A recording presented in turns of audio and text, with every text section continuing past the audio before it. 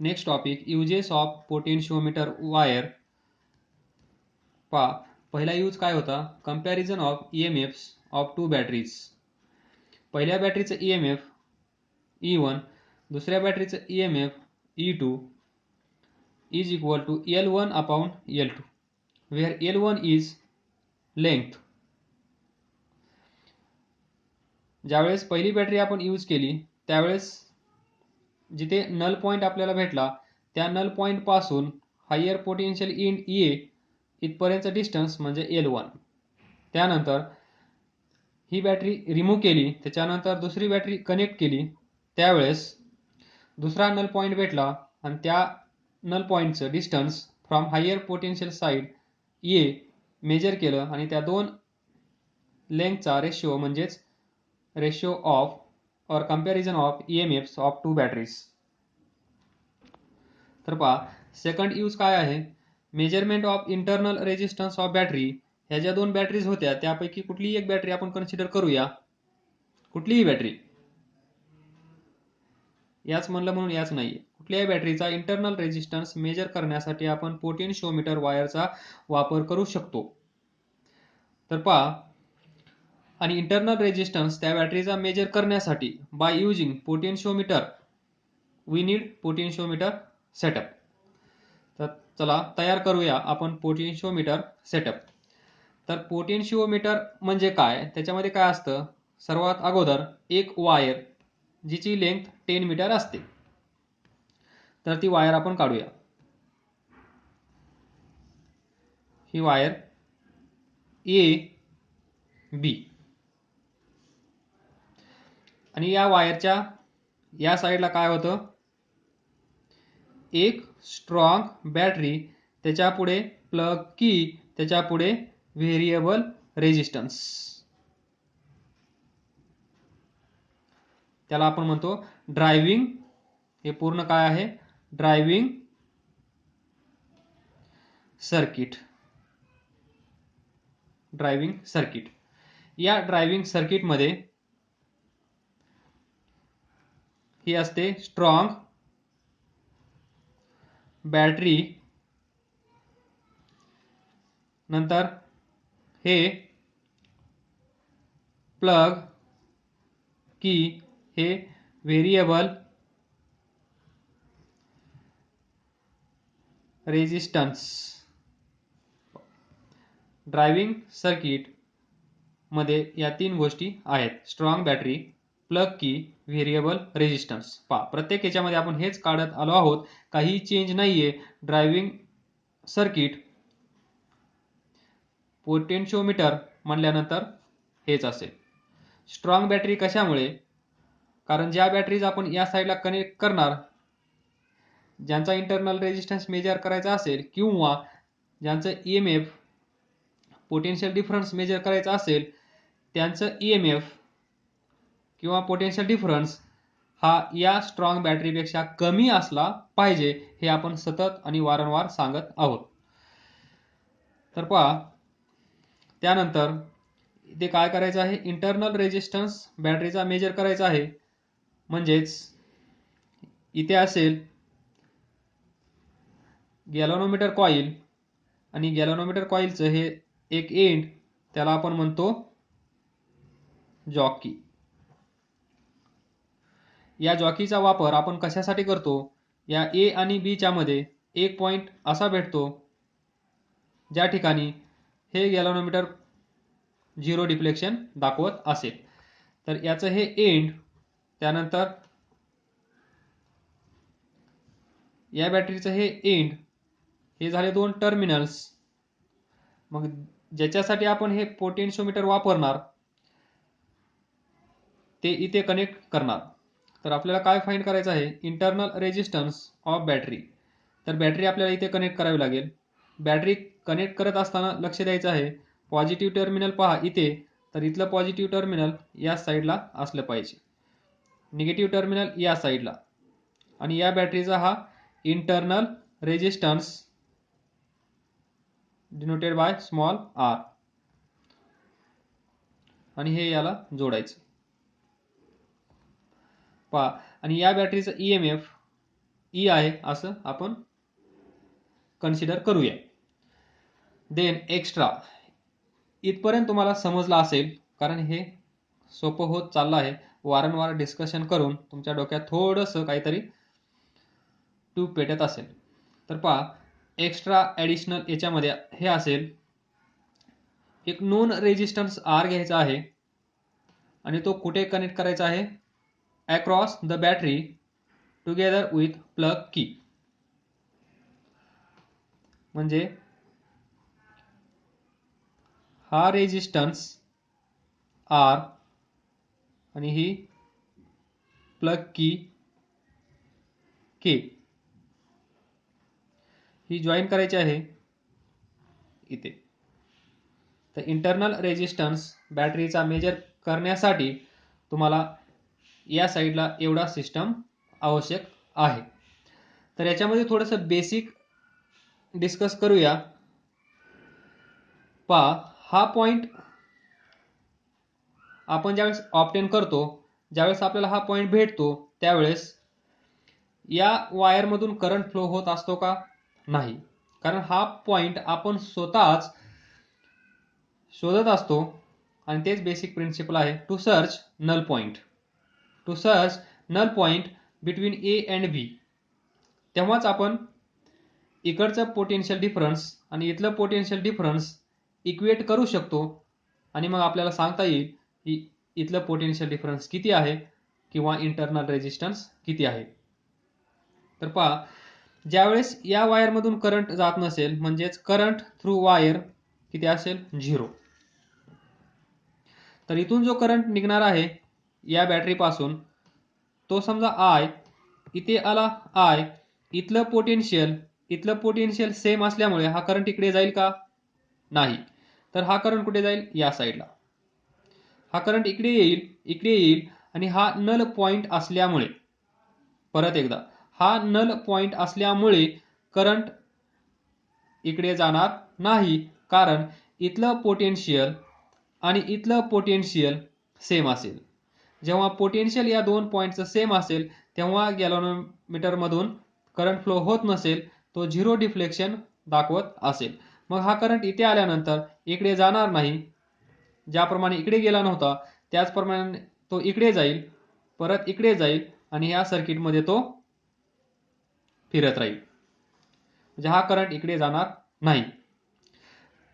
तेच या साईडला घडत असेल. या बॅटरीमुळे रेजिस्टन्स आर कनेक्ट केला आहे, या सर्किटमध्ये पण करंट इकडे फिरत असेल. केव्हा?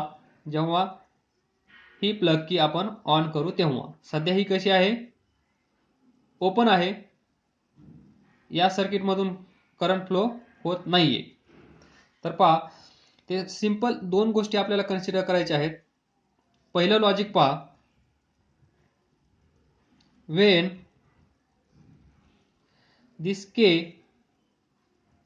is open. K is open म्हणजे ऑफ. त्यावेळेस काय होत असेल?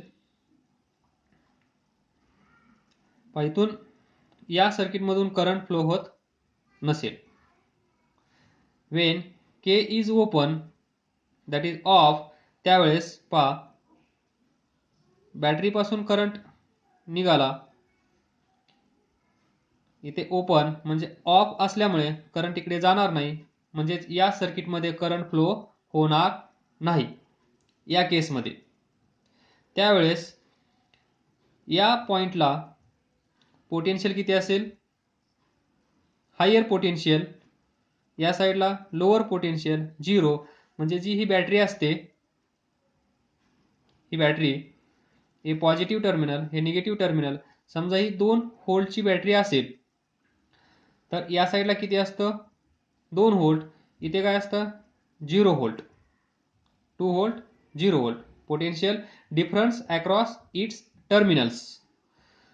तोच पोटेन्शियल डिफरन्स या साईडला असेल.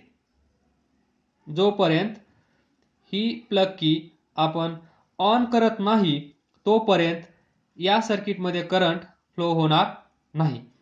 जेव्हा आपण ही प्लग की क्लोज करू म्हणजेच ऑन करू तेव्हा या सर्किटमधून करंट फ्लो स्टार्ट होईल.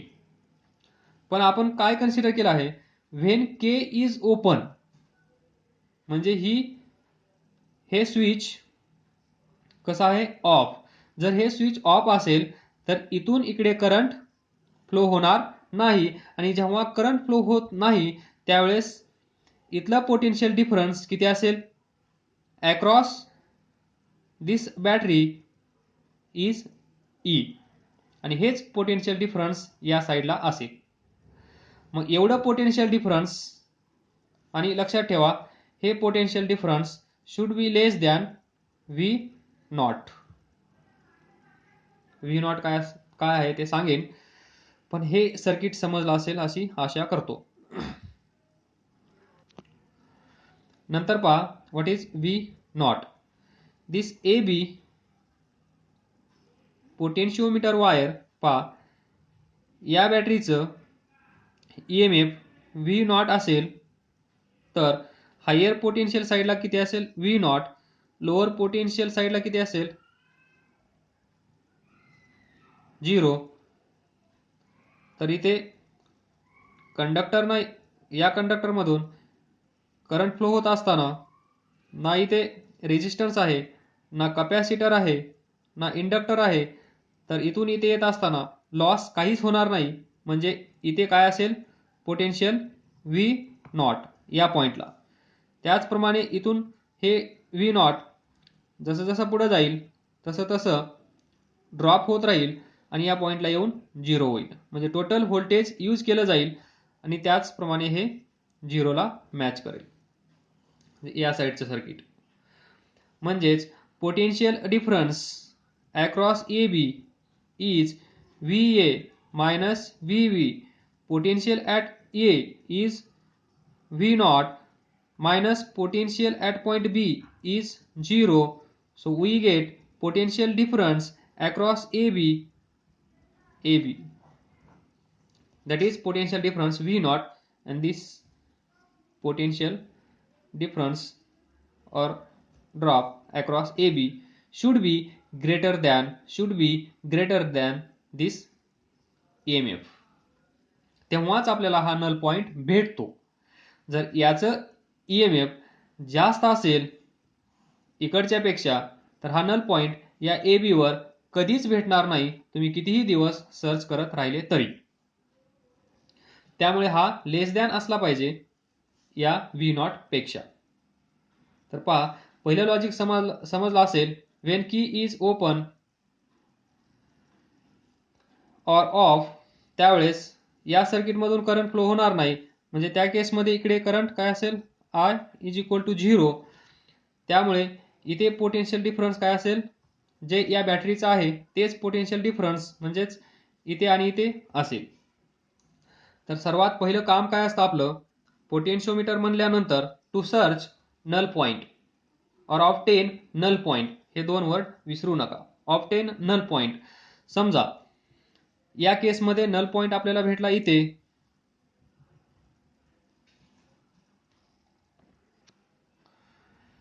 जर नल पॉइंट आपल्याला इथे भेटला असेल ती लेंथ समजा L1, इथून एवढी लेंथ L1 डिस्टन्सवर आपल्याला नल पॉइंट भेटला आहे या कंडिशनमध्ये. तर पहा total potential drop across A B is, इथे लक्षात ठेवा लेंथ आणि ड्रॉप और पोटेन्शियल डिफरन्स. लेंथ किती आहे याची L, त्यावेळेस पोटेन्शियल डिफरन्स किती आहे व्ही नॉट. तर युनिट लेंथ साठी किती असेल L/L V naught by L, म्हणजेच 1 युनिट लेंथ साठी व्ही नॉट बाय L एवढा ड्रॉप असेल फॉर युनिट लेंथ. यालाच आपण म्हणतो पोटेन्शियल ग्रेडियंट. Potential gradient. तर पहा 1 मीटर म्हणजेच युनिट लेंथसाठी व्ही नॉट बाय एल आहे.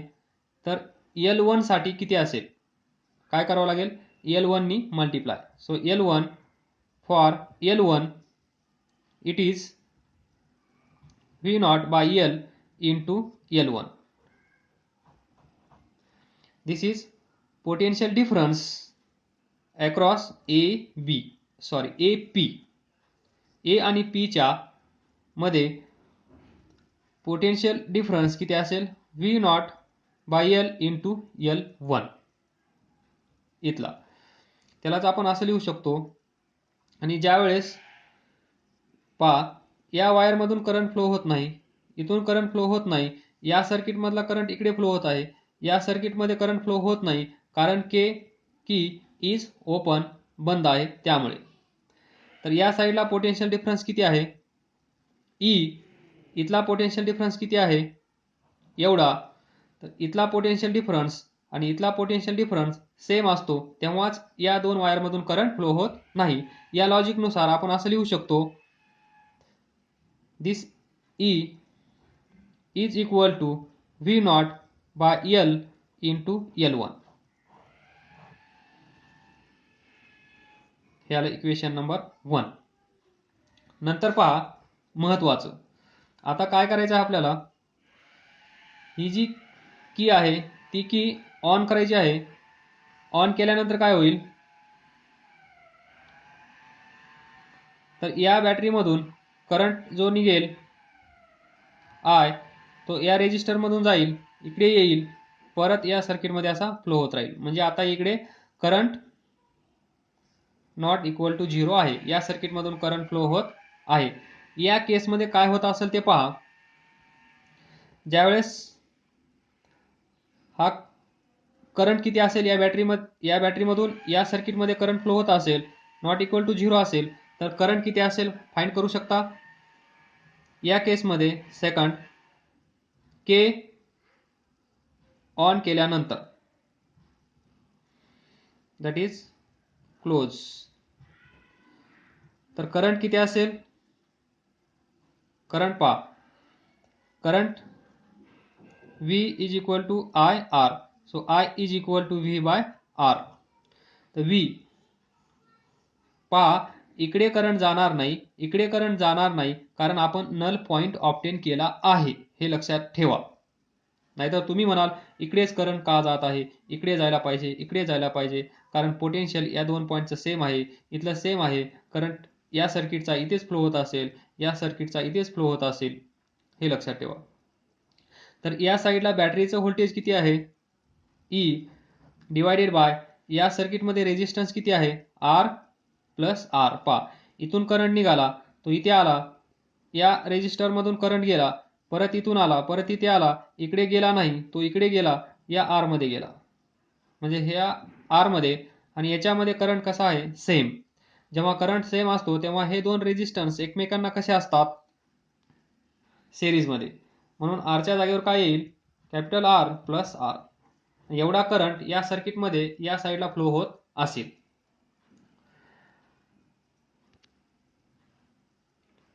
पहा ज्यावेळेस या साईडला करंट फ्लो होत आहे त्यावेळेस इकडे पोटेन्शियल डिफरन्स क्रिएट होईल.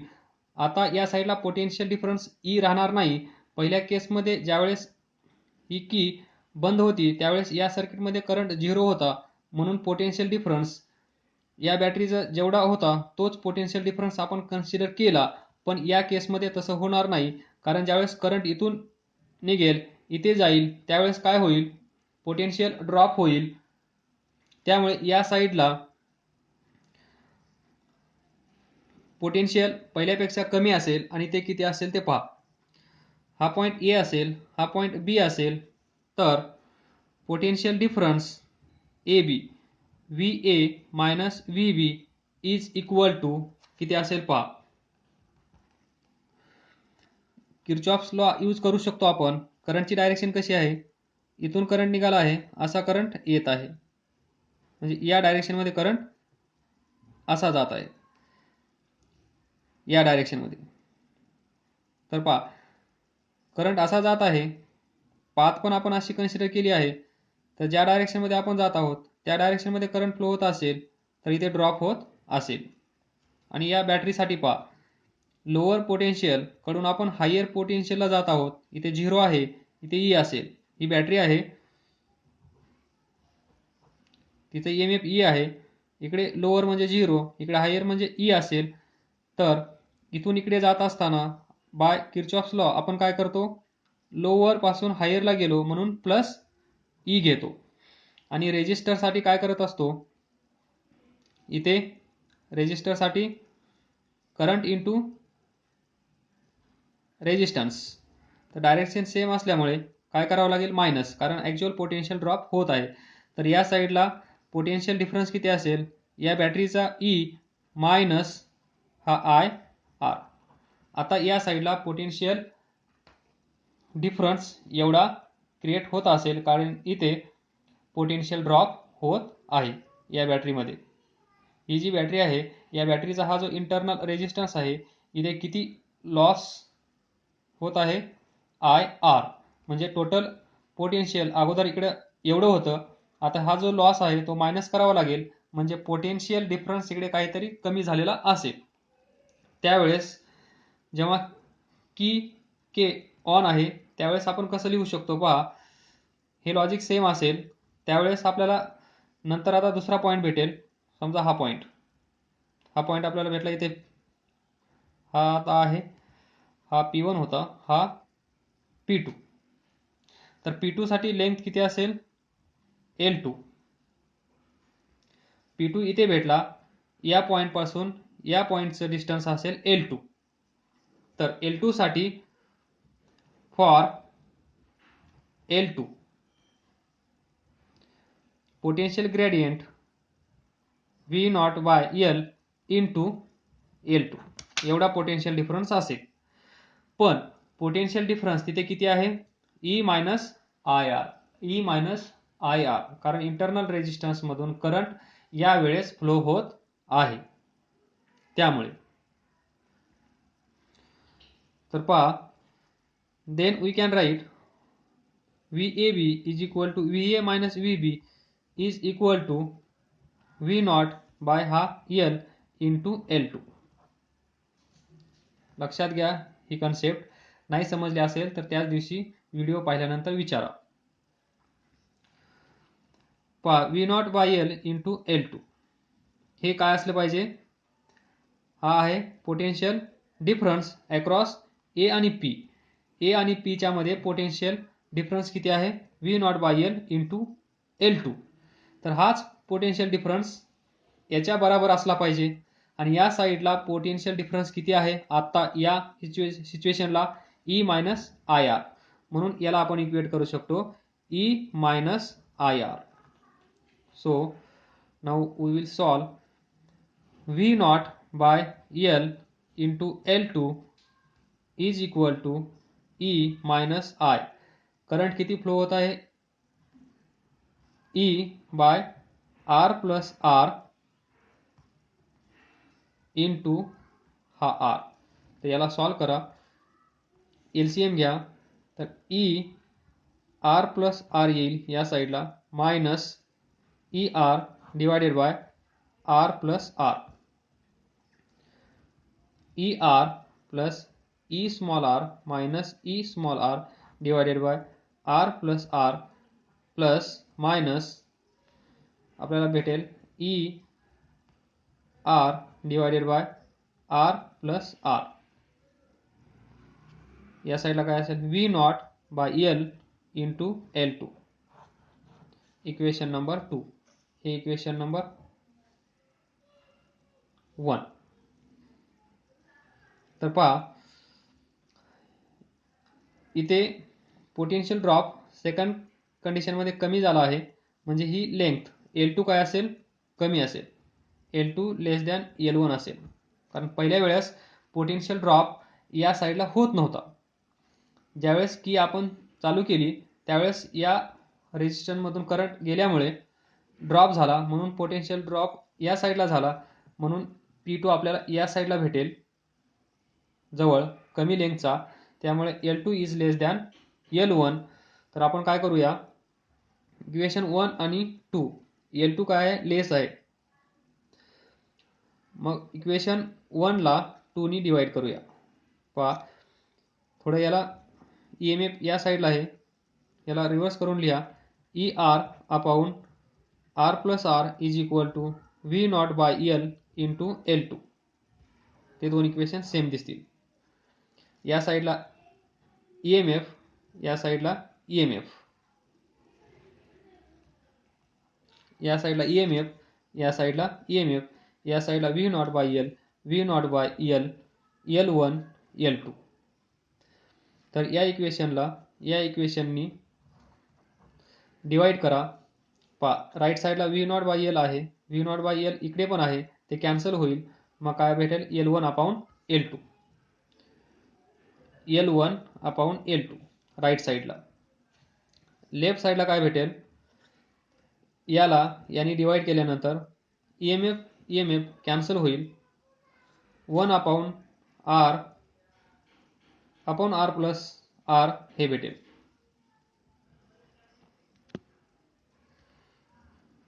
हे कॅन्सल होईल. 1 अपॉन, इथे हे आहे, इथे असं आहे, R प्लस R आहे, हे कॅन्सल होईल आणि हे काय भेटेल, R plus R upon R, left side L1 upon L2. तर याला सॉल्व केल्यानंतर या R ची व्हॅल्यू आपल्याला फाइंड करायची आहे, internal resistance.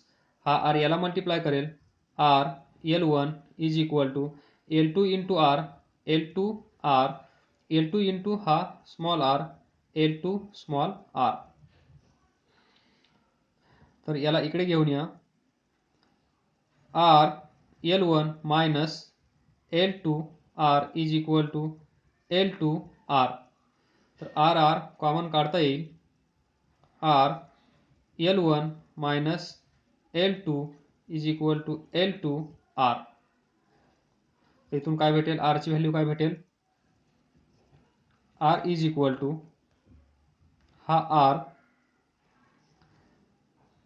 L1 minus L2, L1 minus L2 divided by L2. R L1 L2 upon L2 small r, that is internal resistance of given battery is. हा resistance आपण कसा consider केला आहे, non, याची value आपल्याला माहित असेल. L1 पहिला नल पॉइंट, L2 दुसरा नल पॉइंट, या दोन लेंथ भेटतील, रेशिओ डिवाइडेड बाय दुसरी लेंथ, तुम्हाला इंटरनल रेजिस्टन्स भेटेल. थोडंसं किचकट आहे, try to understand, do effort, समजून जाईल.